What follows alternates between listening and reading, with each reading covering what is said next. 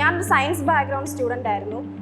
So ഞാൻ science എടുത്തതിൻ്റെ ഒരു main reason എനിക്ക് പ്രത്യേകിച്ച് 10th കഴിഞ്ഞിട്ട് എങ്ങോട്ടാണ് പോകേണ്ടതെന്നൊരു ഐഡിയ ഇല്ലാത്തൊരു സ്റ്റുഡൻ്റ് ആയിരുന്നു. ഞാൻ നല്ലൊരു എബവ് ആവറേജ് സ്റ്റുഡൻ്റ് ആയിരുന്നു, പക്ഷെ എന്താ ചെയ്യേണ്ടത് എന്ന് എനിക്കറിയില്ല.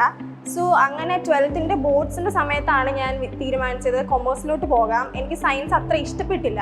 സോ ഞാൻ കൊമേഴ്സിലോട്ട് പോകാമെന്ന് വിചാരിച്ചു. അപ്പോൾ ഫസ്റ്റ് മനസ്സിൽ വന്നത് BCom ചെയ്തിട്ട് CA എടുക്കാം, അതാണെങ്കിൽ നേരെ ഇൻ്റർമീഡിയറ്റിലോട്ട് പോകാമല്ലോ എന്നൊക്കെയാണ് വിചാരിച്ചത്.